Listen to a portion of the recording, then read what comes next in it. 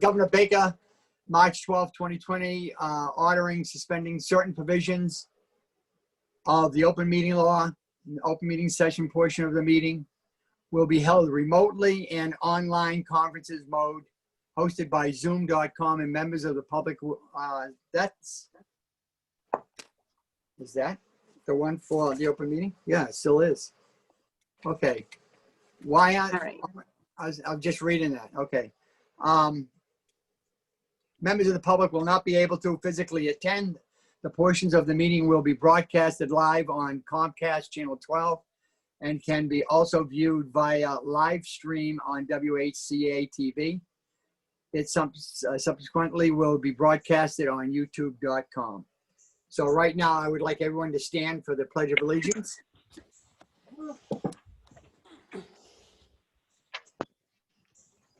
I pledge allegiance to the flag of the the United States of America, and to the and republic for which it stands, one nation nation, under under God, God, indivisible, with in liberty. liberty and for all. justice for all. Thank you. And at this time, I would like to have a moment of silence for retired Fire Lieutenant David Baldry, who passed away on August 29th.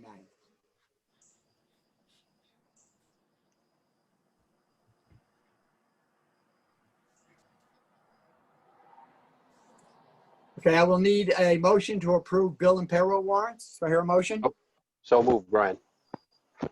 Second? Second, Randy. Any questions? Roll call vote. Brian Mizanson, Yes. Randy Lamartino, Yes. Justin Evans, Yes. and Dan, I will vote yes. I need a motion to accept correspondence in the read file. So moved, Brian. Second. Any discussion? All in favor? Brian, Yes. Randy, Yes. Justin, Yes. Dan will vote yes. Approval of meeting minutes, open session, August 11th, 2020. Do I hear a motion? So moved, Brian. Second? Yeah, second. Okay, any discussion? Okay, roll call vote. Brian, Yes. Randy, Yes. Justin, Yes. and Dan will vote yes. Okay, right now we have a scheduled meeting, a joint meeting with the Board of Library Trustees for the purpose of interviewing the following candidates for interim appointment in order to fill one vacancy on the Board of Library Trustees. It will be Kathleen Getchell and Margaret McEwen. At this point, the library trustees, do they need a motion to open up and have a joint meeting with us? I'm not sure. I've never done this before. Well, I think, why don't you have a motion to open up, have a meeting with us? Okay. Okay. Can I have a motion, please, ladies? I make a motion that we open up our meeting of the library trustees with the Board of Selectmen. And pronounce your name, please, for the minutes. Ann Trotta. There a second? Second, Lauren Kelly. Have your roll call vote. Okay, roll call vote. Lauren, Yes. Ann, Yes. Kathy Youngman, Yes. yes, and Susan Durand, yes. Okay, that being said, okay, we're now in a joint meeting with the library trustees, and we have two applicants to fill the position of one position. At this point, heck was that? With the library, with the chair of the library trustees, would they like to maybe call each applicant before us, and if they want to give a little talk about themselves and why they want the position? And then we'll have both of them give a little discussion, and then if any members of the Board of Trustees or the Board of Selectmen have questions for either applicant, that's where the way we'll go.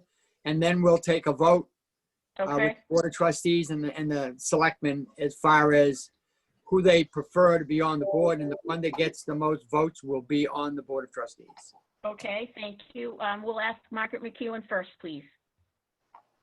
Hi, I'm Margaret McEwen.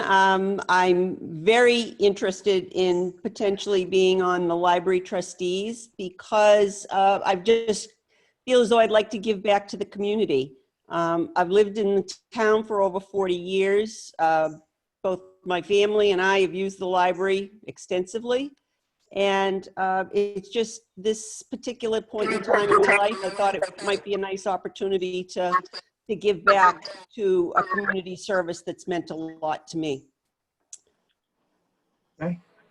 Thank you. And now Kathy Getchell, please.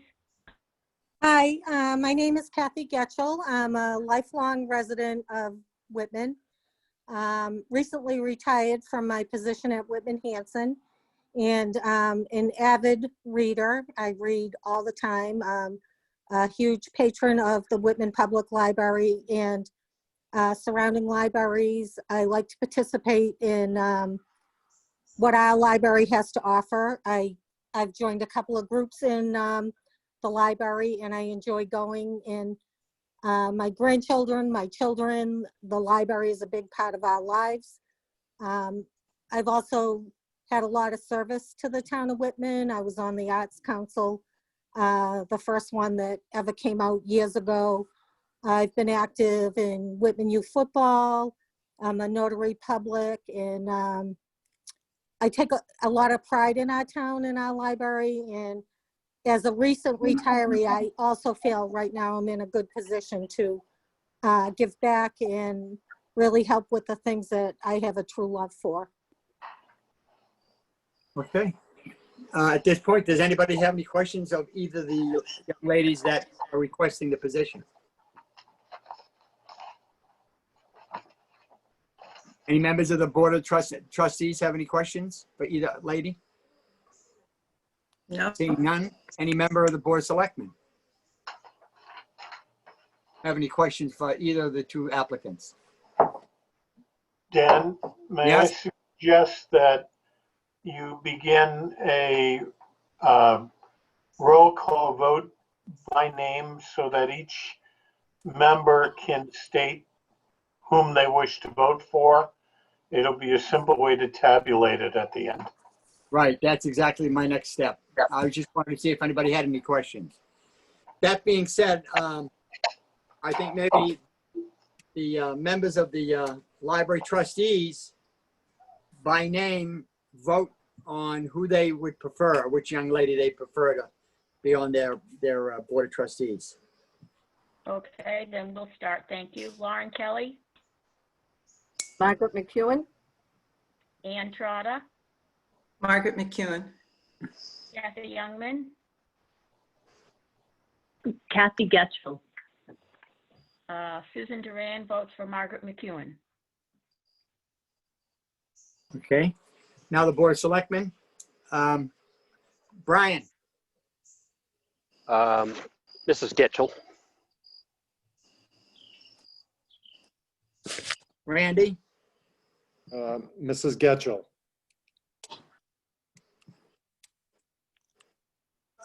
Justin, Mrs. Getchell. and I vote for Margaret McEwen.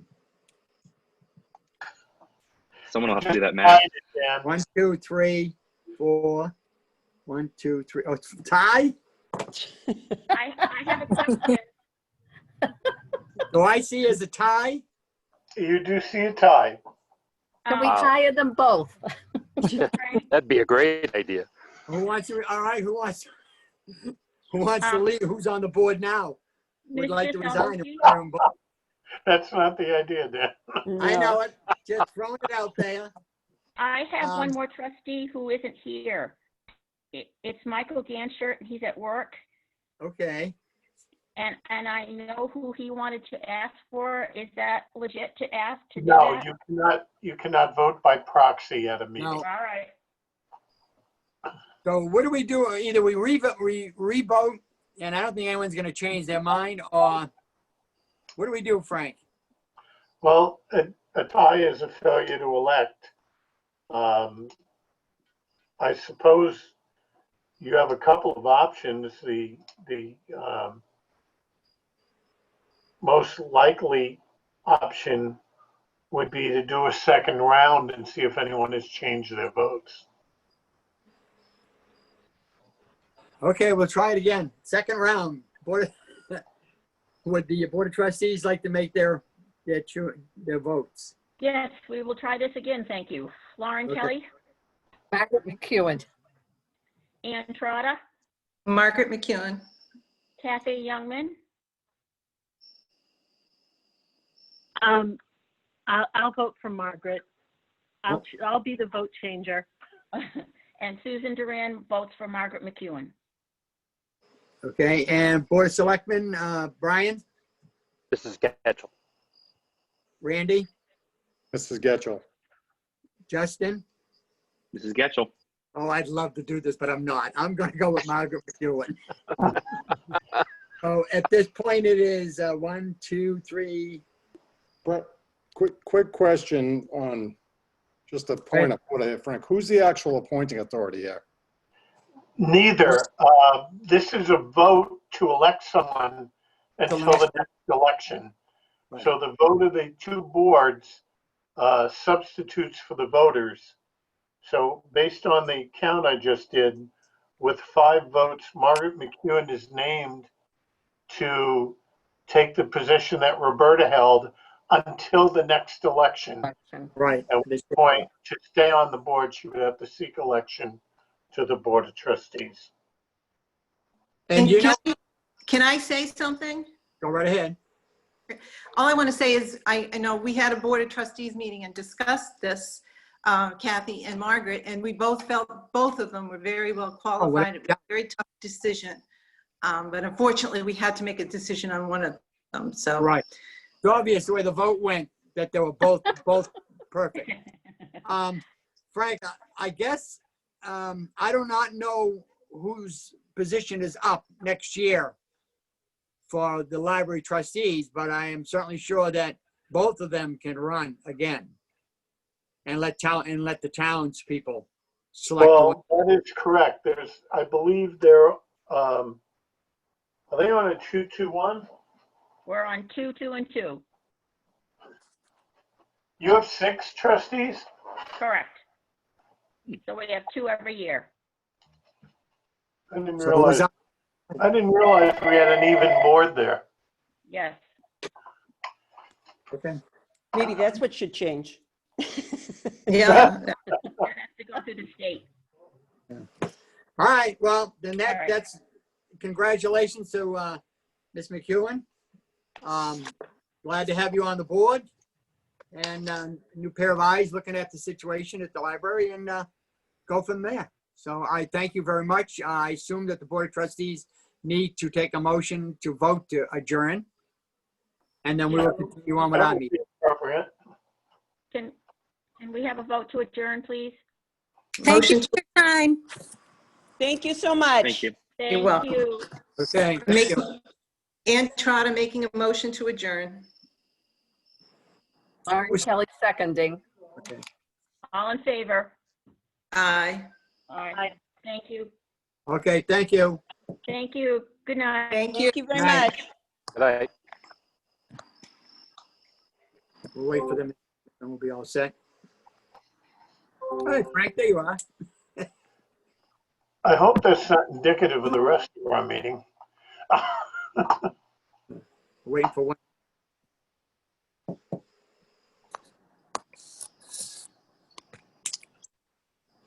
While we wait, Mr. Chairman, if I could just ask, I don't know if Frank knows off the top of his head what other volunteer Yes, he does. opportunities It's there are in the Kathy town. Getchell. It's just not letting me get out Yeah. of this. I'll see if I can release you there. Let's see. Frank, I'm still in too. Shut off the, what are you on? I'm going to put you in the waiting room and you should be able to close from there. Okay. What is going on here? Ryan, are you on? Yeah, Brian's I on. am. No, I'm on. Ryan. Yeah, I'm What's going on? Why can't people leave us? Hey, I know we're sitting, but I can remove them. I believe I made you co-host as well, so you should be able to remove people. yeah, it's my Ryan, control. I'm doing it right now. Okay. There we go. So Some wait, reason controls aren't working, Ryan. No worries. I think it's delayed a little bit because there were so many people on and so many people leaving at once. It delays. So we're all set right now? We can continue? It looks like it. Yeah. Okay. That being said, next on the agenda is Town Administrator's COVID-19 ambulance purchase. Yes, as you have no doubt heard over the last couple of weeks, the Plymouth County Commissioners have taken a position that they want to finalize the COVID money in October, and then consider transferring what remains in each town that hasn't been spent to perhaps towns that are overburdened. We have not to date been reimbursed for anything, but we have 2 reimbursements in there. In a what is potentially a good move for us would be to utilize COVID to purchase an ambulance whose sole use for the duration of COVID will be to transport calls for COVID suspected or COVID confirmed transports. The cost for that ambulance is around $334,000, which, depending on what we receive for spending requests from Whitman Hanson, may still leave us with additional funds. The ambulance would be limited to COVID until such time as we leave that situation, and then it would become a fleet vehicle. We are slated to purchase an ambulance in 2 years. In fact, we put aside $150,000 in this year's appropriations toward the purchase of the ambulance. So it seems to me it would be advantageous for us to do that. I have requested from the county to advise us whether certain expenses are or are not COVID related. They will not do that. They will simply evaluate each purchase when it's submitted for approval or for funding, and then make the determination of whether or not it's a COVID related expense. The risk that we take in this process is if we buy the ambulance and COVID funds are not approved for it, we're stuck for the balance of the bill. And we would not be able to isolate one ambulance solely for COVID. And there's a good reason to do this, because at one point we were deconning every ambulance every time it went out.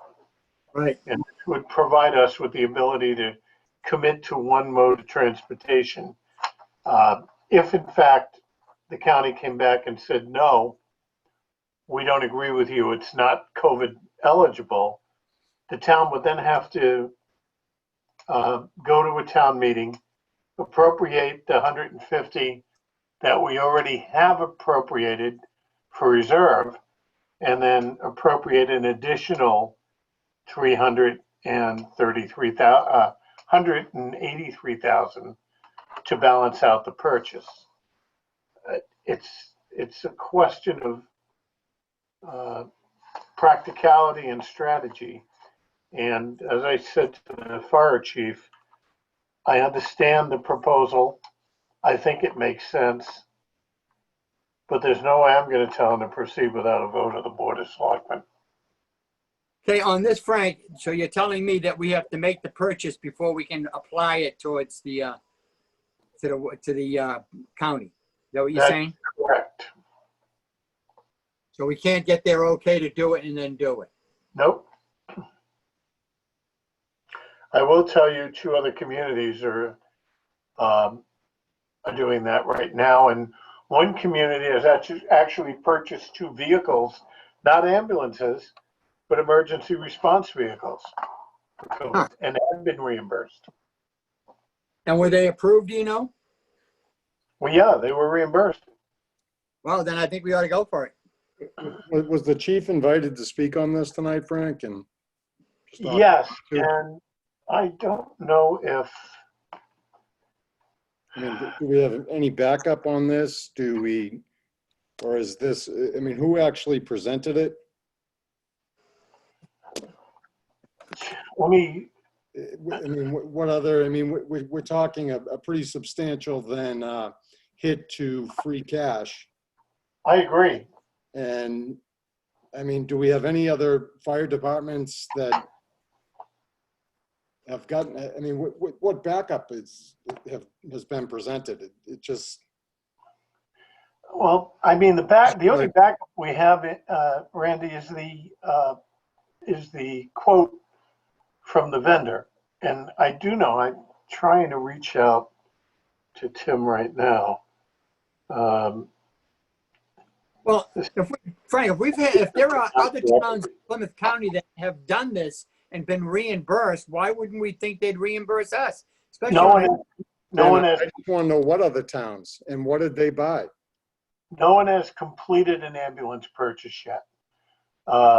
Hanover purchased 2 vehicles,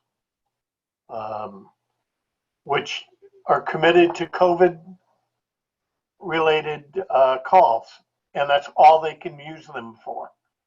And the county is actually monitoring to ensure that they do, in fact, use it for that purpose. And for that purpose, it was approved and they received their funding.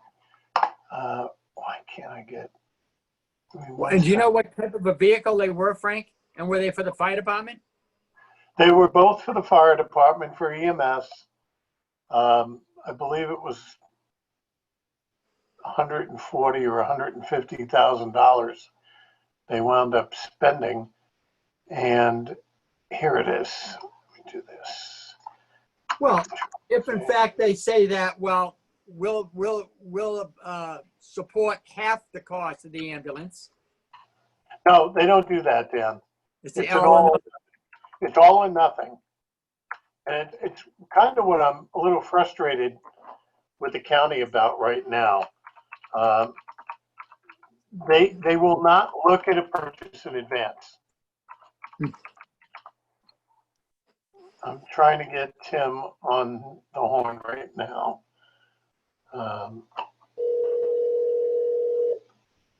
See if he answers.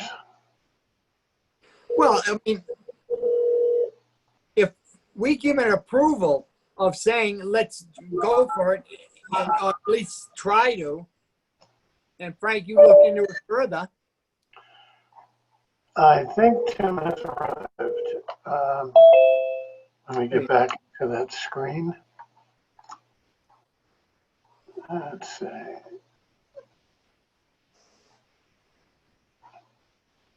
Yes, Tim is here. Dan, the issue is we cannot go to Plymouth County and say, here's what we want to do, and here's why we want to do it. Because their answer is you have to submit your request for funding, you have to show us that you spent the money, and that you paid the bill. And then we will evaluate it and determine whether or not it qualifies for COVID. Now, while there's some risk associated with this, we know that if we don't do this, in FY22, we're going to be looking at putting up more money for that same ambulance that we would then be purchasing. And it might not be until 23. So we might end up, if for some reason the county, and they'd have to quantify why it didn't qualify, but if the county were to say, no, it's not eligible for COVID, and we purchase the ambulance, then we'd have to hold a meeting and we'd have to use available free cash or available capital There he is. Why is he not coming in? He's on my screen. It's on my screen. He's muted. Okay. I see. Can't hear him. Okay, how's that? There you go. Okay. My laptop's acting up, so I had to go to my phone. Well, I had a heck of a time getting into this session and I think it's Zoom tonight. my controls aren't working. As I was saying, the risk we take isn't so much that we're going to be stuck with something we don't want. It means we're going to have to pay for it a different way.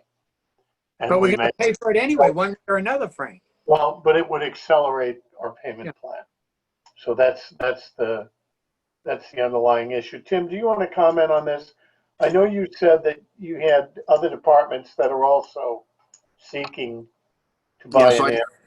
So I think that there was a couple questions out there about backup Randy and who else was doing this or whatever. So the federal guidelines under the COVID Act, it's a 3-page document, and on page 2 of the document, it specifically states medical transport or emergency transport. And that's what these departments are hanging their hats on the funding for these vehicles. So the town of Kingston has moved forward. They have purchased an ambulance. They're waiting for arrival. The county has okayed it. And I've got 2 different stories. I thought that Kingston already had the check waiting for delivery, but somebody told me the other day that they don't have the check yet. They're just waiting for delivery. But the town of Kingston is purchasing an ambulance. The East Bridgewater Board of Selectmen, I believe, they were voting on it last week if they were going to do the same thing. And the town of Hanover has purchased several vehicles. The city of Brockton's has purchased vehicles, and both of those communities have already been reimbursed. We're due to purchase an ambulance as I'm like, in the fiscal 22 budget. There's $150,000 in that account already. We're supposed to be moving more money into that account in the spring, obviously a town meeting, so we can purchase the vehicle. So, and Frank and I's discussions was that, we purchase the vehicle now, come springtime, if the county turns around and says, hey, yeah, you know what? No, we're going to town meeting to buy an ambulance anyways. Yeah. I see no problem in it. I think if you got Tim, the chief has a number of towns that are doing it. I mean, why wouldn't we? Yeah, I don't want to lose sight of the fact that this purchase is intended to cover COVID-related issues. So that ambulance is available for the sole purpose of calls in which we either know or suspect they're COVID related. Other than that, that ambulance is going to sit in the garage, which is why we wouldn't get rid of the other ambulance we have. True. Right. So just people understand how we operated in the springtime when COVID first came around, is that we have two primary ambulances. One of those ambulances that has the power load stretcher, which is a stretcher that keeps the attendants away from the patient. Like you press a button, it lifts the legs, and then you push it in, and that is the recommended for COVID.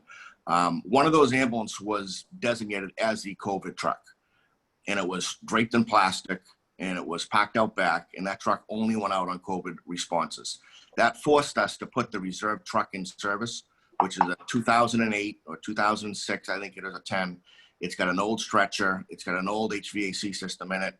And it just it's just not the perfect truck. And that's the one that is going to be replaced next year. So what we did is we ran one truck as strictly a COVID truck for 3 months. And we ran the reserve truck, which is licensed as a mechanical backup for one of the other trucks is out being serviced. That ran as the second due truck. So we actually ran 3 ambulances, but one was designated as the COVID truck. The second truck, the 2010 ambulance, I think it is, has the old lift stretcher. It takes 2 people. you've got to pick it up. It's just old. It's just old equipment, you know. I mean, I see no- I don't question the purchase, Dan. I mean, I think there was a point I was actually advocating for a purchase of one this year, if the chief remembers that. I just want to make sure, I mean, I know these take, months to spec out, Tim. Are we really looking at this? If we can't submit, I mean, do you know what's the order time, the lag time to get it? When do we actually pay for it? We'll have the truck by I called my vendor that is out of Plainville. It's Specialty Vehicles, and that's who we purchase our ambulances from. That's what all three are. He had a brand new demo that's due the first week of September. It has everything that all of our trucks have, plus some extras because it is a demo. It fits our needs, the compartment space, the chassis. It's an F550. It's a 4-wheel drive. It's pretty much what we have now with a couple different options. I had my EMS officer and infection control officer look at the specs and go through it. They're happy with it. So the truck would be to us by the second week of September, or third week at the latest. But we would have to have a town meeting, a special for approval of the funds, right, Frank? No, No, it's COVID. It's COVID related. We are spending from a COVID account from which we expect to be reimbursed. Okay. Tim, will it fit through the arch? Yeah, it's the same size as what we have now. Same Okay, I had to truck, say same that. size. Yeah. I tell you the truth, I don't see an issue with it. I don't know how the rest of the board feels. Justin, I would just ask that I think it's great planning. This is a good use of the COVID funds to get ourselves a couple years ahead of our ambulance replacement plan, and then we can start using that revolving ambulance account to build up right. On a good cycle. I'm just concerned that maybe not concerned, but just want to make sure that we've cleared with the schools, the DPW, police department. There's no other large COVID expenses looming that we shouldn't be using this money for first. Well, we have over $1 million sitting in there right now. Actually, I think it's close to $1 million too, depending on whether or not they've written us a check yet.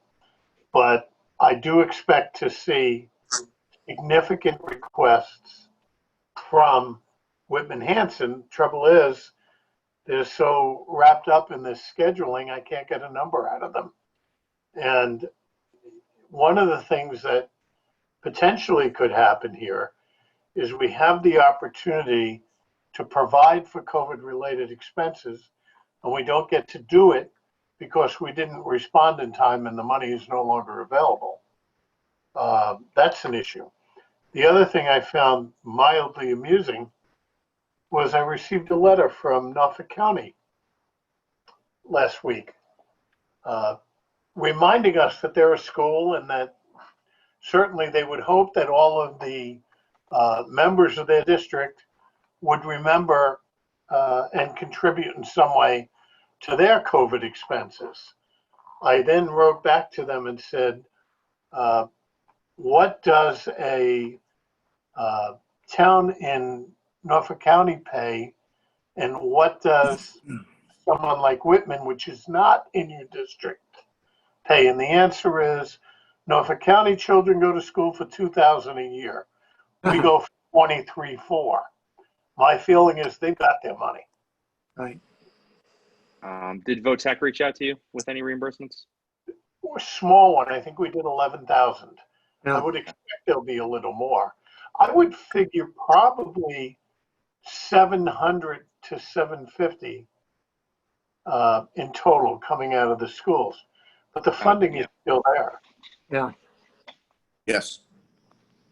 Okay. Justin, as far as the town buildings, 99.9% of the expenditures for COVID goes through my office and Frank, and we've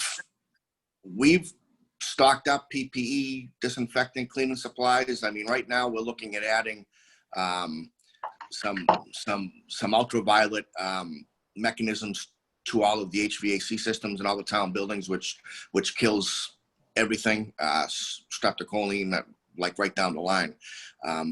But even those are, the quote today was like $600, $600 to $800 per system. So I mean, there's really no budget breakers out there. It's kind of weird. Any town buildings want to go full HEPA HVAC systems? Now that they won't pay for. They Right. won't pay for the system.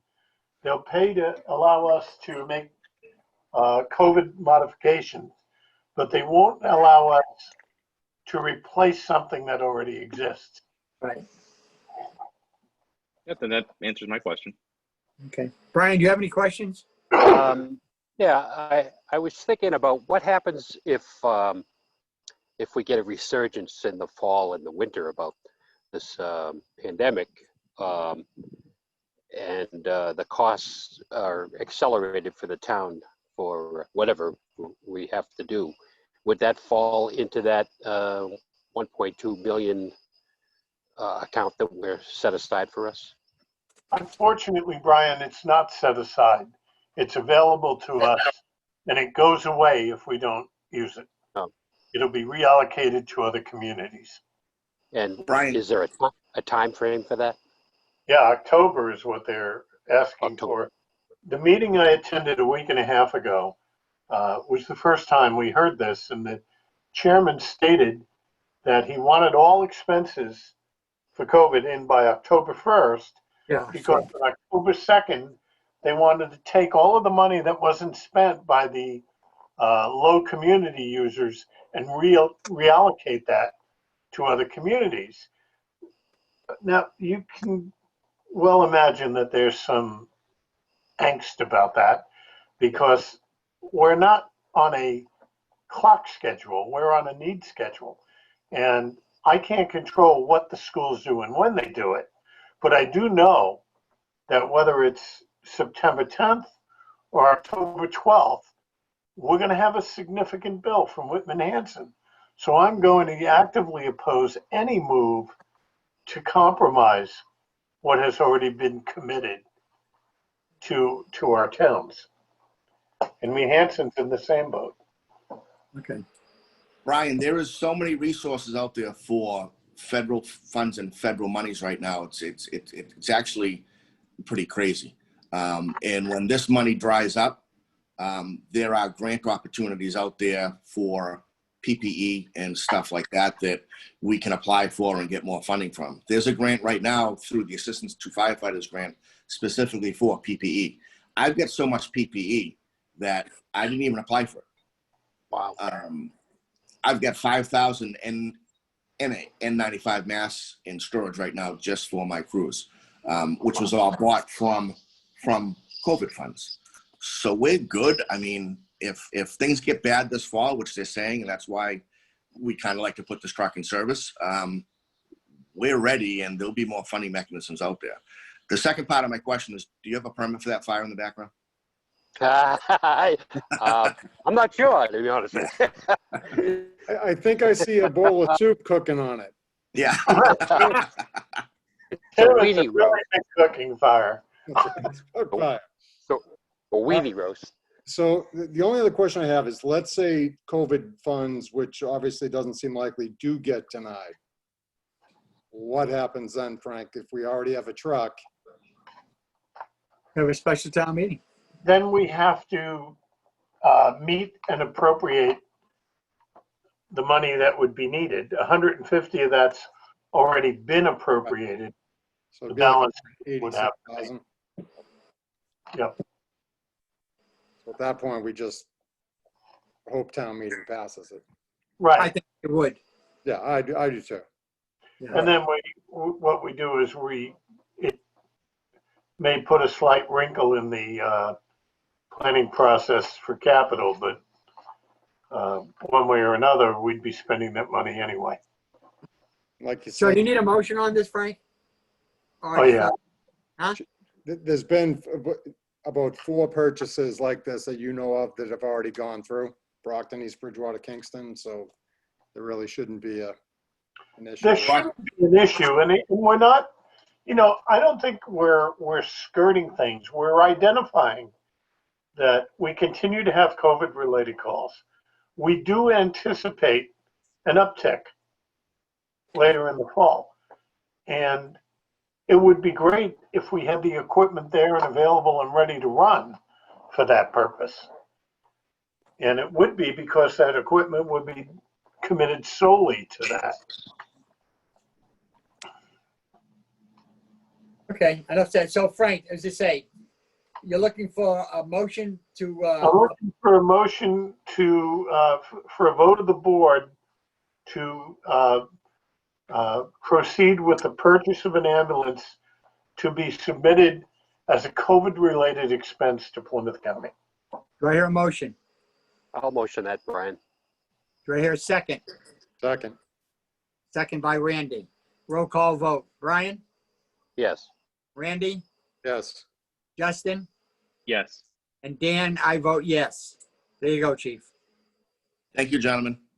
Now, Thank you. continuing on the COVID window, the other good news is we've had a couple of people travel under the guidelines that the governor recently adopted, and everyone's in compliance.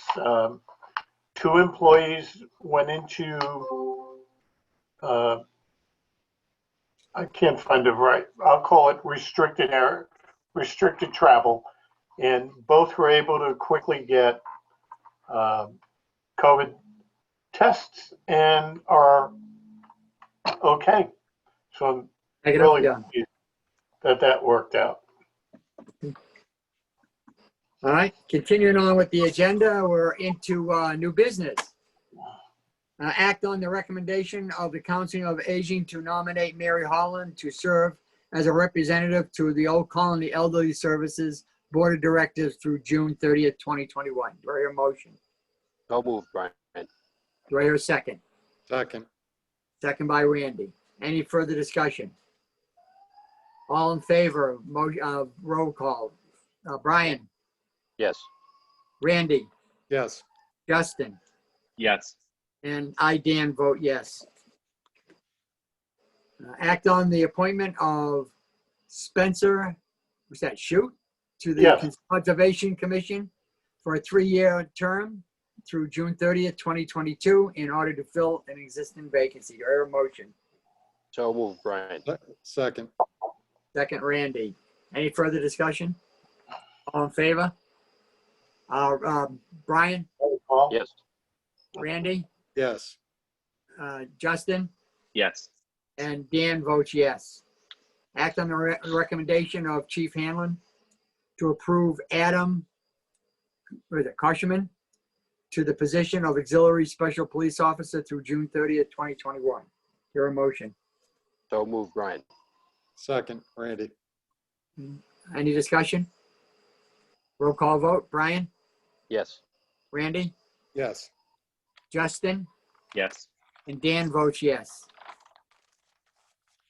Chief Hanlon, additional parking space on South and Temple and Washington Street. Where we going? Okay, you remember that area we kind of yellowed out that's, Yeah. people protested that we took away too much space. Chief Hanlon has agreed that we can give a space back and he would like to do that. Okay. And since the board voted to limit that space, he would like a vote to reduce the By one parking reserved space? area by 1 space. All right. Do I hear a motion? Motion, Brian. Second? Randy. Any discussion? I look at it this way. I mean, I go by there all the time. I think one more parking space should be able to handle and still see around the corner, taking a right-hand turn. So that's my only opinion. Okay, roll call. Brian, Yes. Randy, Yes. Justin, Yes. and I'll vote yes. And what's the NCAHS request for COVID support? What is this? As I discussed a few minutes ago, Norfolk County Agricultural Oh, okay. High School is looking for COVID support. My response would be pretty much that we will look at that when all other issues have been settled. Okay. the board's okay with that. Yeah, you don't need a motion on that, do you, Frank? Not unless someone feels they need to. No. I don't Or see- someone disagrees with me. Anybody disagree? Would Plymouth County even approve an expense to Norfolk County? Probably not. We're already paying to the village. Although it was for our students in Norfolk County. So I guess if we had to fight for it, we probably could, but I really don't want to fight for it. I think that they're well compensated for what we do. Okay. 602 Bedford Street. What's this, Frank? Okay. Lisa has begun a very active campaign to get help with that property and bring the state or the MOBD in to assess the conditions and figure out what we might be able to do to eventually move on that property. That's the old Decor Novelties property. Lisa, do you want to jump in on this? Sure. I'm going to mute so we're not echoing one another. Okay, so we know the property at BFI. Frank, I think we're still echoing. The former BFI or Decor Novelties, vacated by BFI recently, is designated as a brownfield by the DEP, which is good. We are currently able, under Mass Development Brownfield Redevelopment Fund, to apply for a site assessment for this property. I found out that we can apply for 2 site assessment grants at the same time. Why not? The BFI, well, the Decor Novelty property, that is a 6.29 acre parcel. There is a building on the property that, when we toured it a couple years ago, was still very structurally sound, in good condition, and is about 42,000 square foot. And a past assessment of that property was valued at about 1.1 million. So I think it makes sense the DEP has been active out there at the property between 2015 and 2017, but they've been very limited at the assessment. They've been focusing their studies on the impact of the ground pollution, which is oil and other hazardous materials, on the impact that it's had on the residential properties on Robin Road and Terry Road. So that's been the focus of the DEP analysis. So we really don't know from a broad spectrum of what the contamination is in general. I've talked with Tracy Costa for Ransom Consulting, who is currently working with us on Regal. They're very excited to work with us on this property and do everything they can to help us get the site assessment grant for this property and figure out what we're looking at. One thing that's kind of interesting on this property is going through the old file. I came across an email from somebody at DEP back in 2018 to Mary Beth Carter, that they designated this particular site with very small quantity generator of hazardous waste. I don't know what the meaning of that is. I am doing more investigation, and I'm going to work with Tracy Costa to uncover what that means. But I think it makes sense where we can apply for both grants. Both the applications are open right now to move forward and apply for a grant, so at least we can get an understanding of what we're looking at that property.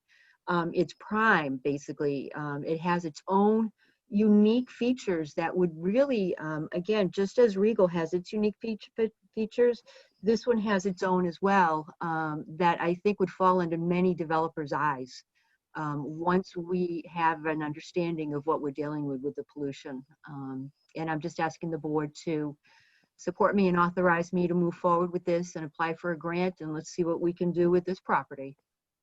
Hey, I only have a couple of questions for you, Elisa. Yep. First of all, do we have to get ownership of it? I mean, I know the person dropped the keys off at our office. Mm-hmm. I mean, if you're saying it's worth 1.1 million, what's the why? And we grant to clean it up. What's to prevent the members of the family to come forward looking for take an interest in that property? Well, we've worked with town council on a limited basis, and they've reached out to the agent of the property, the attorney who was designated as an agent, who did note that the heirs of the property have no interest in it. And it's kind of sat in that area right there. So we do have that in writing as an email. This basically is just to perform a site assessment to see what we're dealing with. And then once we know what we're dealing with, then we can move forward with further discussions on what road we want to take.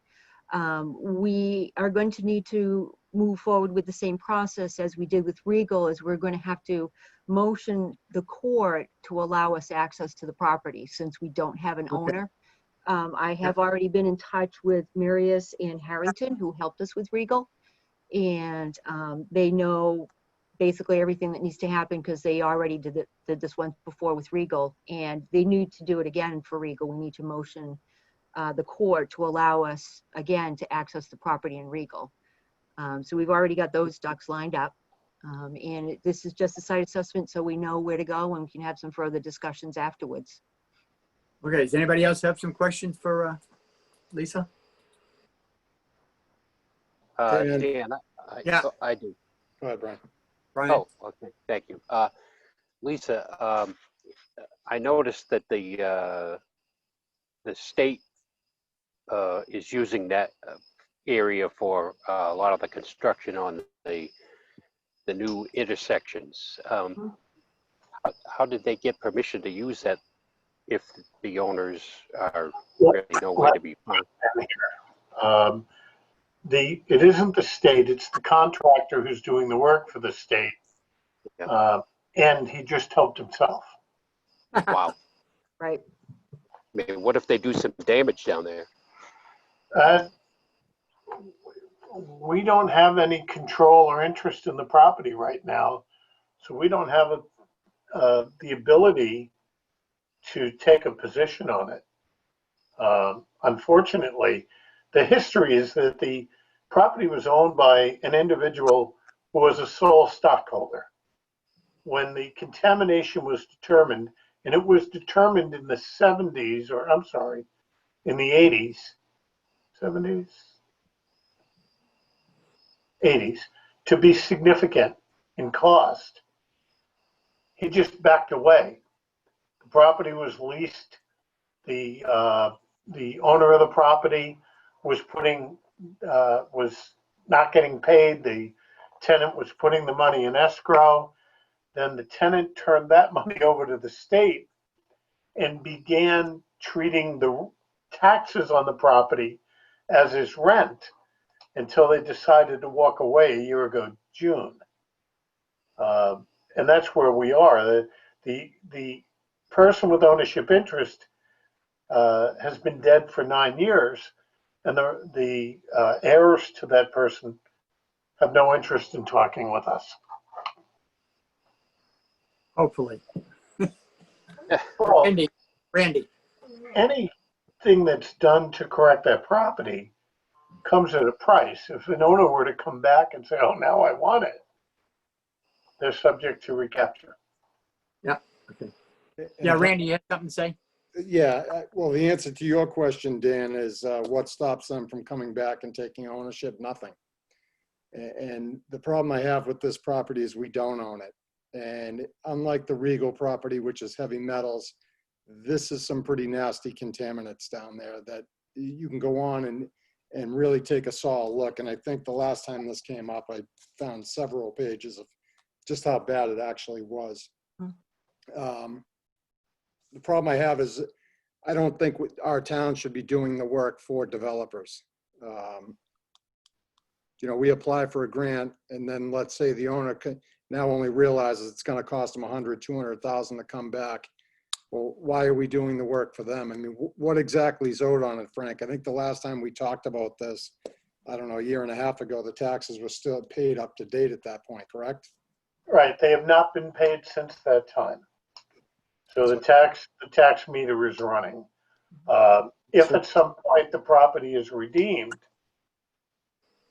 certainly we're entitled to be paid our taxes, interest, and Right. whatever other. You're not talking a substantial tax Not today. on the owner at that point, right? I do know, I did have a quick conversation with Mary Beth about it. And they are behind in the taxes currently. So she said that she could move forward at any time as far as any kind of tax title, but has not done anything with the property yet.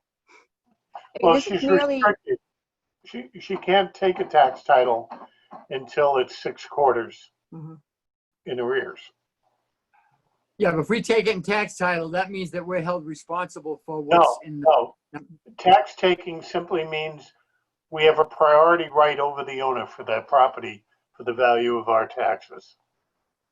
Well, Randy, to answer your question, why is the town doing, if we apply for the grant and we get the grant, it's at no cost to the town, true? right, no Correct. cost to the town. So, yeah, are we doing something for a developer by doing that? And I don't know. I think you might have to give a little to get a lot. I mean, if we did that, we found out what it's going to take. I mean, Dan, the reason why you don't have an owner stepping up is because of how contaminated they believe the property is. Right, they believe, we don't know. Well, it's very well documented what's actually been dumped back there. Again, it's a piece of property we don't own, and it's very unlikely we would be the first people in line to take ownership of that. So Okay. I don't know why, with the other properties that we have that we could be doing things with, why we keep coming back to this one. So, Okay, then what do we do with that property? Just let it sit well, there? it's not ours, Dan. I know that, but So I mean, until it becomes ours, until we know that, in my opinion, until we know that we would be able to take that property, it's not our property. right, I agree that I think we at first should know that we could take that property. But the fact is, will grants go away before that happens? That's the issue, in my eyes. I mean, it'd be a shame that a year from now, we say, okay, we can get at that property. Yes, we can use it. You know, we may be able to get a developer to buy it. And we say, okay, we want to go for grants to clean it up or what it's going to cost, and the grants aren't available to us. That's my only concern. I mean, all I know is that the last time this was brought up, we actually had a maintenance company that was down at that building that was being paid by somebody. This whole thing where nobody cares about this property, it just is very questionable in my eyes, because we had somebody paying a maintenance company to maintain that property, and it wasn't BFI, it was the owner. So somebody has some vested interest in that property. And I don't know why the town keeps wanting to put work into property we don't own. Now, I may be in the minority when it comes to this, but that's my feeling on this piece of property. It's a nasty piece of property, and I don't believe our town should be involved in it.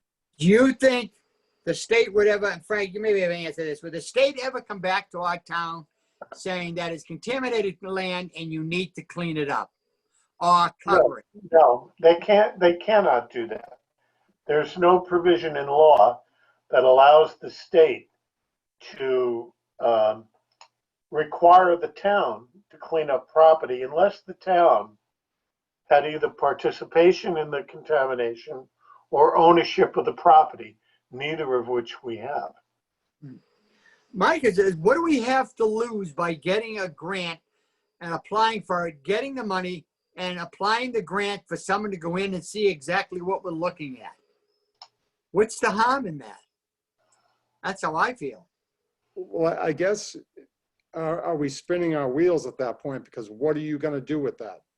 You don't own it. You can't market this piece of property. You don't own it. The town doesn't own it. So we're gonna get a grant, we're gonna say how much it costs to be fixed up, we don't own it. Well, the problem that, For 4/4 of taxes, the chances of us taking ownership of it are slim and none. there are parallels to the Regal property with this because the state had encouraged us to identify the level of contamination and then move to foreclose the property for sale and development. And I had steadfastly said, no, I don't want to be on the title to that property because if it blows up, we've lost our insulation. We're no longer a disinterested party. We're an owner for the purpose of cleanup. So the argument that was made there was if you can identify the marketability of the property, then you can quantify what it costs to fix it, and you can determine whether there's an investor out there willing to make that commitment. I don't have a problem doing the survey to ascertain what the potential cost of cleanup is as a tool to market the property. But as you said, and I agree with you, the PCBs and the other chemicals that are in that property are pretty nasty stuff. I don't know if you can encapsulate it. I know that the contamination has moved south and west to the properties on Robin and Terry. So it might be in our interest to see what could be done to limit that, but I don't know. That's the whole idea of the I assessment. mean, I guess what I'm struggling is you say market and what could be done to limit. It's not our property. Right. So we're diving into this, and it's not like the Regal property that we know is a heavy metal. It's a cap situation. You go in there, you cap it, you do something with it. This is nasty, and you know, I've yet to see any documentation from the state, or that if we start messing around with in there, that we don't start claiming some type of responsibility for that property. I Randy, understand. I have spoken with Mass Development, and because this property is designated as a brownfield, that insulates us from the liability. We didn't, under the Mass General Law 21E, we did not cause any of the ground pollution, and the town has no intent on making it worse. The state there's many of these brownfields across the state in the same situation. The towns don't own the properties, they're abandoned, the ground is polluted, and they sit there basically just weltering away, basically. So this is why the Brownfield Redevelopment Fund came into play, where the state wants to help the towns be able to do something with these abandoned properties. The majority don't own them, but they do these site assessments to see exactly what it is, what may be able to be done to clean it up. At least they get some type of an idea, and then that information can basically be out there to developers who might be interested in it. But it might be worth looking at it, just where the grant is available, and we don't become liable in any way. We're just having the site assessed to see what the level of the pollution is. I mean, like I said, the DEP does have a big file on it, but a lot of it's limited on the assessment to the impact to the residents on Terry Road and Robin Road. Right, and I think that's what should be done is how is this contaminated site affecting our residents? Right, and I have reached out to the Southeast Region DEP already. I left a message to the site coordinator, and Tracy Costa from Ransom was also going to reach out to her to see if the DEP plans on doing anything further, because they really haven't been out there since 2017. It's been silent since then. Right, they put in the wells back there off the roads back there, and right, to monitor. Exactly. I mean, how long has the Regal property actually been no taxes paid on that property, Frank. Over, 1988. yeah. So, you know, you could see where our town is gonna get that property, no problem, just off what it's owed back taxes. It probably you know, is what's owed back taxes outvalues probably the property itself. I agree. This is a city, I don't know why we're investing so much time in this piece of property that literally had its taxes paid last year's, and we're under this assumption that we're gonna take it over, and I don't see it happening. I think you have an owner of that property right now knowing it's a mess, and that's why they're staying hands off. And I mean, I don't even know how the states in there or a contractor parking vehicles, or I mean, it seems pretty strange to me that you go down there and you're piling stuff on somebody else's property, and how did they find that piece of property was available to do that? So obviously you know my vote, it's to stay away from this. I don't think it benefits us at this point. And Justin, you have any comments on it? Just that I don't see a lot of risk in assessing it to find out what the cost would be. Should someone else take over, not even if it's the town, it would be nice to know, but if somebody else were to take over, if we get a grant to assess it, I don't see a lot of risk to us.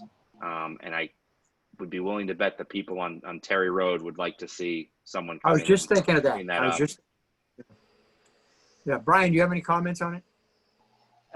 Well, I think that I understand Randy's point of view on this, but I think what Lisa just said and how she said it about the information made me feel like it won't hurt us to find out what is going on there. And I think we owe that to the residents that surround it, find out what's going on, and at no cost to us. I mean, to me, it seems like a smart move. So I completely understand what you're saying. And let's say they come in and they assess this and they found some very bad things leaching. Who is then responsible to clean that up? When you know there's an immediate threat from the chemicals dumped back there, we applied for the grant. Who's responsible at that point? Well, the grant is not going to make us responsible. The grant is just allowing us to find out. I mean, if it's something that's that bad, I would imagine that Mass Development, Tracy Costa, and the DEP would sit down and talk about what the DEP is going to do about it. You know, the town just applying for a grant just to do a site assessment does not leave us liable or make us liable in any way for any type of cleanup. There's remediation grants to move forward with cleanup, but we wouldn't be anywhere near that. This is just an initial phase, and if something more is going on, that's when, again, Mass Development, Tracy Costa, get the DEP out there, and they go down that road on what the DEP is going to do about it. Randy, I guess the current thinking is if that were to happen, the EPA, the DEP and the EPA would have to come into the picture and take emergency action to protect the surrounding properties. And, you know, we have no history on this. We don't know. I'm not aware of any community that has been required to initiate cleanup on a property that they never had ownership of. I know there were some situations down in Hartford where things got really bad, and the EPA came in, and it was a joint effort of the city and the EPA to recover the property in order to make it productive. I don't see us doing that simply because I suspect that the cost is going to be significant. But if it can, result in making the property attractive to someone who's willing to do those cost containments, I guess we could play a role in the transfer of the property by foreclosing for the purpose of development. And I'm told by the DEP that if we foreclose under those circumstances, we have no cleanup liability. But I don't know how long that liability shield exists. I'd be hesitant to do that. Okay, I think we So, beat this. so my question is, Frank, if we foreclose for development, who gets the money for the property? The town. But we don't open ourselves up to any liability risk of Well, something contaminated. they're saying no, but I'm not convinced. I'm thinking long term. Let's say we make a determination it costs $800,000 to fix the property. We have an investor who's interested in taking over that property, and we foreclose for the purpose of development. And then the buyer backs out. So now all of a sudden, we own the property, but we don't have a buyer. According to DEP, we're protected. But I don't know how long that protection is good for. What if 5 years from now, we still have the same problem? And now we own it. So the people living next door say, wait a minute, that's your town property. You got to do something with it.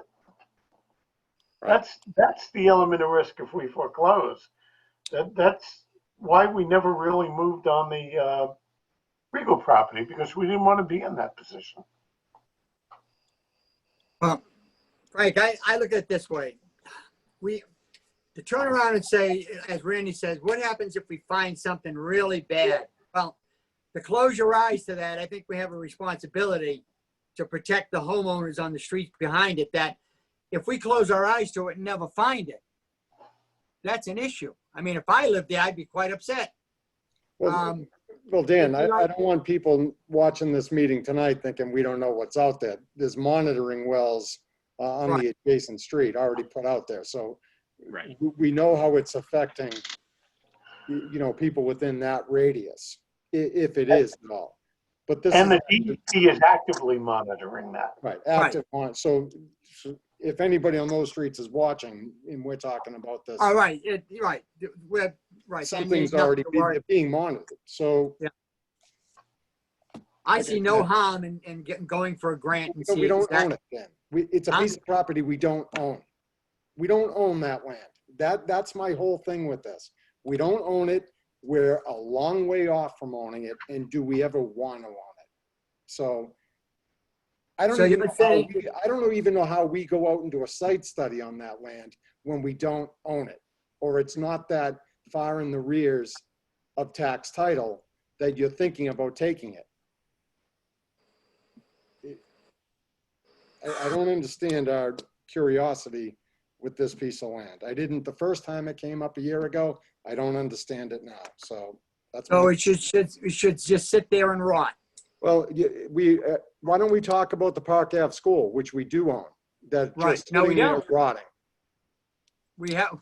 So, okay, if we want to go down that road. Or how about the land in Rockland that we pay taxes on every year that we've done nothing with, that we actually own? Or how about the Girl Scout land that we actually own that we do nothing with? Let's start investing some time into some properties that the town owns that possibly could make us some money. Not doing eventually all I see this as doing is you're doing work for a contractor. If a contractor wants to come in and invest in that land, let them put the work into it, because we're never going to own that piece of property. But contractors can't get grants, right? No, contractors is a private company. If they want to invest to make money, that's what they do. We shouldn't be getting grants to make contractors money. That's not how town government works. Randy, we're not applying for a grant to make contractors money. We are doing this for ourselves. And in the benefit in the future, I don't know, I don't believe I ever said we're looking to take it over or foreclose. We just want to assess the ground pollution and then They're have a already doing discussion that. in the DEP is future. already actively doing that. They've done it since 2017. The documents are out there. But it's limited. It's a limited focus. It's not a generalized focus on the entire property. It's just a limited area that they're focusing on where the residents are impacted. This is going to focus on the whole parcel, not just one area. And again, I don't see it as looking to make contractors money, looking to just, again, get a grant for the brownfields, because it's a brownfield. And in the future, it will help us get it back on the tax rolls. And that's the goal, is to help it get a business will know what they're dealing with, but in the future, hopefully get that property doing something so it will get the town taxes. Any further discussion? All right, so we're looking for what, a motion to go after that grant, or just the opinion of the board? Motion would be to authorize Lisa to seek a grant from MBOD to assess the contamination on the property at 602 Bedford Street. Do I hear a motion for that? I'll motion that, Brian. Do I hear a second? I'll second that one. Justin seconds it. Any further discussion? Roll call vote. Brian, Yes. Randy, No. Justin, Yes. and Dan votes yes.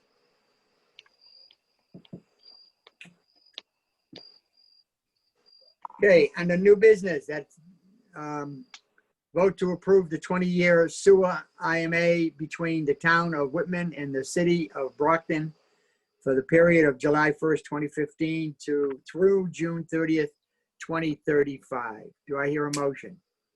So moved, Brian. There's a second. Second? Second.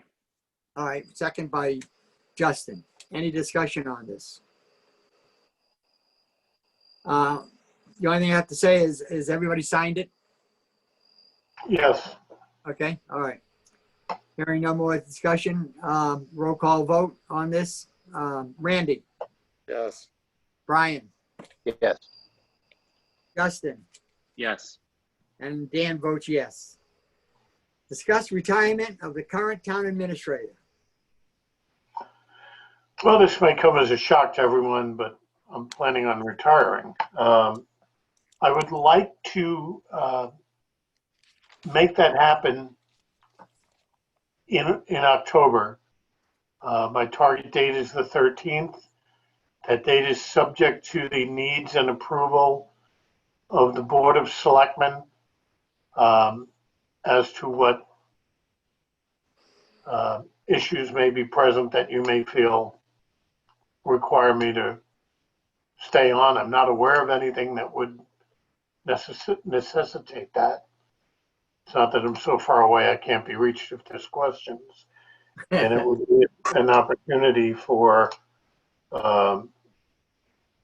the existing assistant town administrator to come on as an interim if the board chooses to vote that way.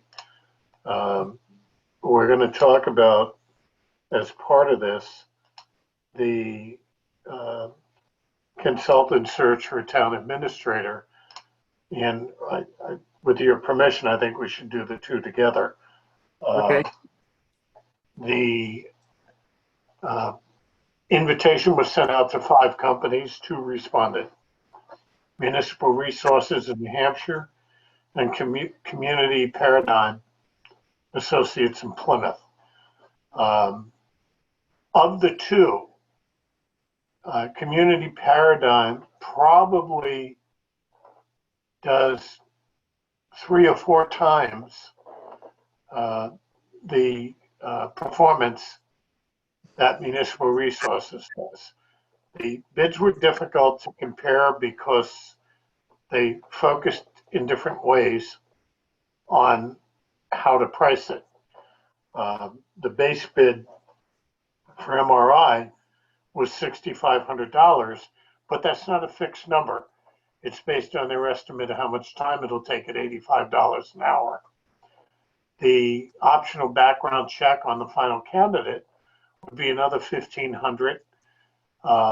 Advertising budget would be another $1,500, but they would incorporate some of that if we move to a comprehensive recruitment fee of $14,800, but we would still have to pay the advertising, which comes out to $16,300.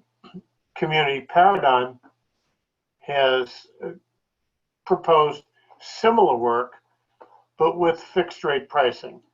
$9,900 is the bid for all services except advertising costs, which they will estimate at $700, and that's probably to run ads in a couple of papers in the not a couple of papers, but the IMCA and the Beacon. Thank you. Yeah. And then $2,000 would be an optional comprehensive position profile, which builds a really in-depth portrait of the community as part of the outreach to seek candidates for the position. Both include some form of pre-interview and pre-evaluation. I think the Paradigm program brings more of the selectmen participation in terms of looking at and deciding who would be likely candidates to look further on.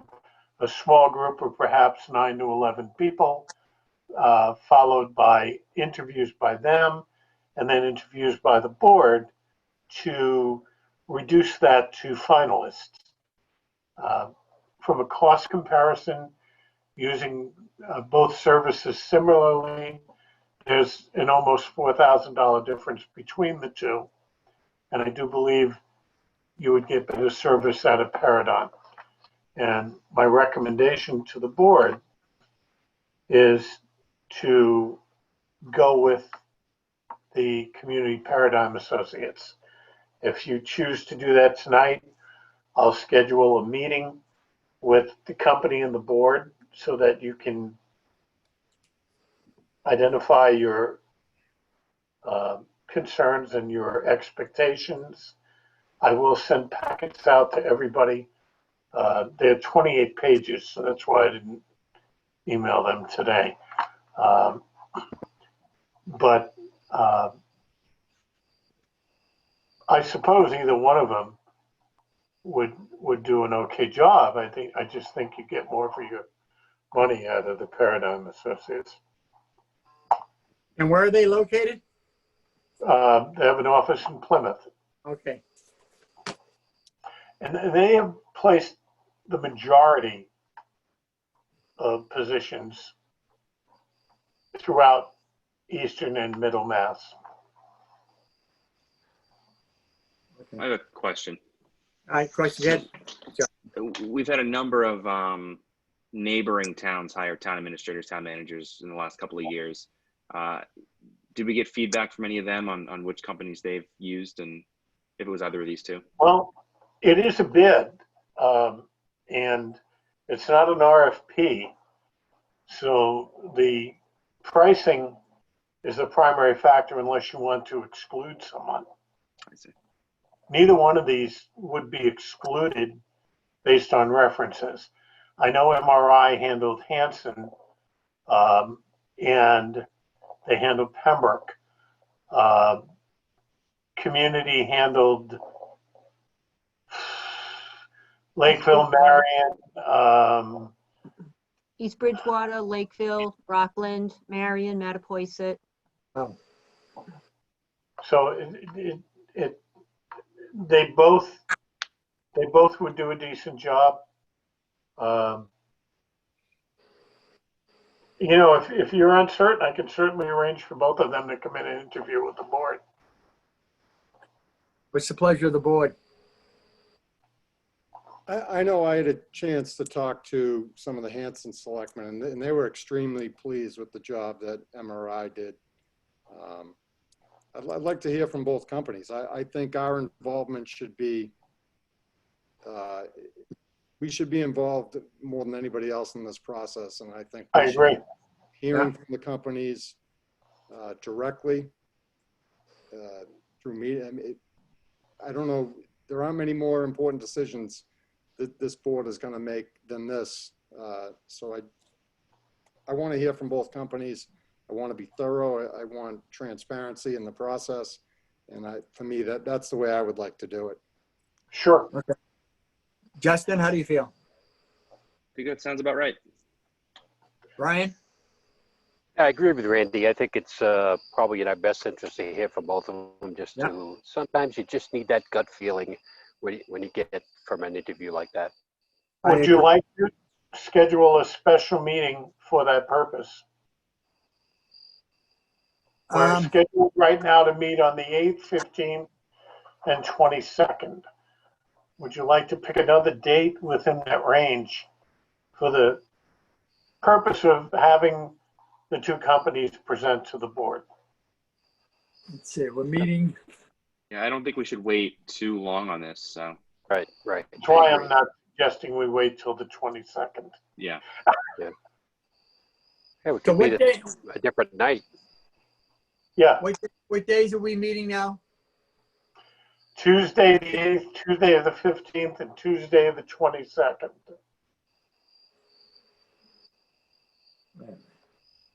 Well, I guess. You could probably do something maybe on a Thursday or Wednesday or something like that. Sure. 16th, 17th, something like that. Give them time to get their presentation together. Sure, that would work for them. And, you know, with the Zoom platform, it's a lot easier to meet with people. Right. So what dates are we looking? What date are we looking at on that? Do you want to toss out those three, Frank? Sure. You want to say toss out the 16th, 17th, 23rd to them and see if you can. I will do. Well, if you're going to wait till the that following week, would you rather just incorporate it into the meeting on the 22nd? Yeah, if they couldn't do it, I mean, probably. So throw out the 16th, 17th, and 22nd. Yeah. Preferably earlier. Yeah. Right. I'll do that tomorrow. You talking about September? Yeah. Yeah. So you're talking about a Wednesday? Yeah. A Wednesday or Thursday or the following Tuesday. Right. Makes sense. Now, you know, it also doesn't have to be at night. I mean, that gives you more flexibility if you prefer a daytime meeting. I don't know what the availability of the board members are, but. That week I'm pretty tied up until like 5 o'clock every day. All right, so that, all right. I could meet Monday during the day. Well, next Monday is the 14th. 14th. Dan, Randy, Brian, are you guys available on Monday? The 14th, I think, is out for me. All right. Yeah, I mean, I would rather have as much of a full board as we possibly can. Right. Yeah, I agree. We should get a hold of Carl and see what days he's good for too.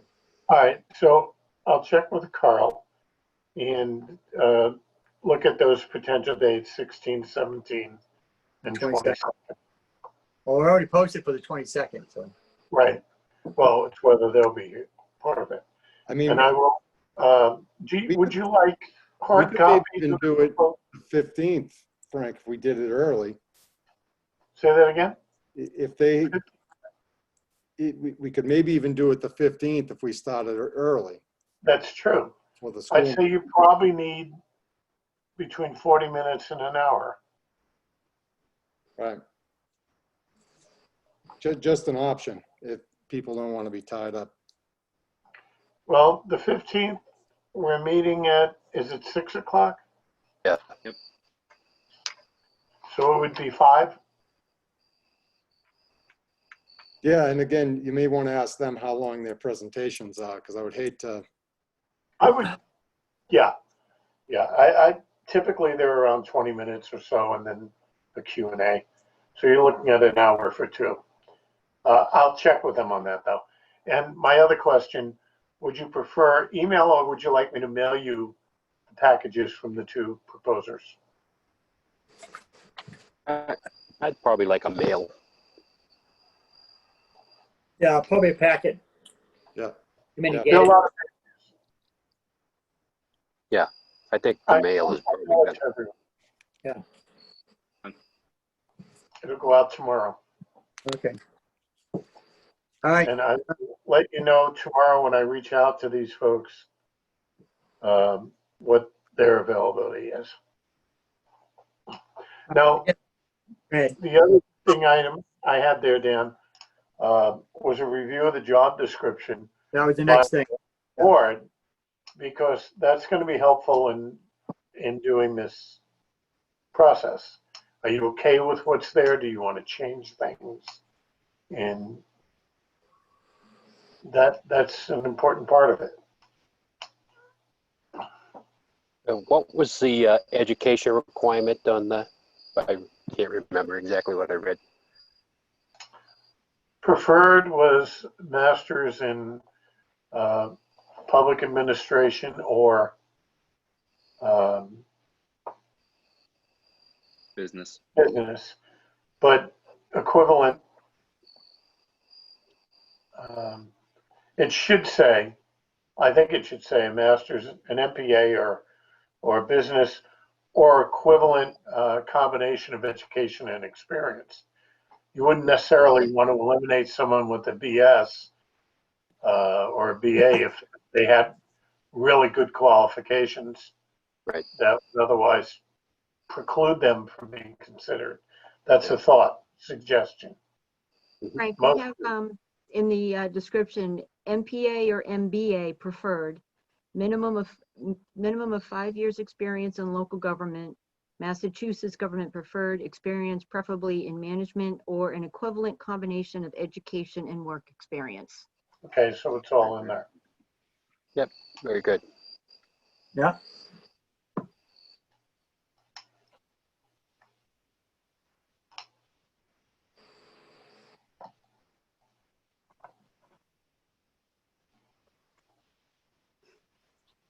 Yeah, I don't see any other issues, do you? Pretty long, but you do a lot of stuff, so. Yeah. At one time or another. Only 4 pages. What more do you want? Yeah. All right. When we start that municipal light plant and that internet company, Yeah. maybe we can afford to branch out.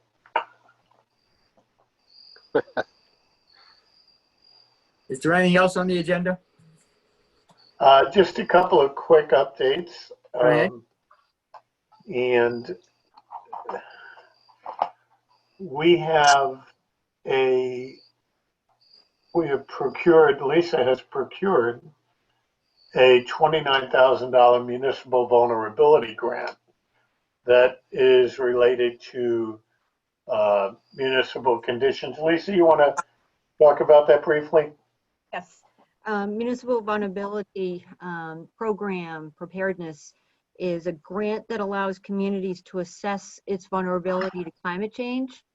The funding will help us bring on a consultant that will help us hold workshops and put together a plan, assess our vulnerabilities to the storms, the winds, anything that's going on with the climate change. And once we complete this process with the grant and we're designated an MVP community by the state, it opens up a myriad of grant opportunities for infrastructure, dams, environmental grants for strengthening. So it will again approve our eligibility for grants for our infrastructure and environmental issues that we face with climate change. And it's the dams that caught our attention first. Yeah, definitely. That it for tonight? And then one other positive note here. We own a property on Lazel Street, and we will be auctioning that property, God willing, on September 22nd. I have set a minimum bid, and I expect to get somewhere between 140 and 150,000 for it. Wow. That's all found money because the property was in tax title and then foreclosure, and all that money's revenue we never received.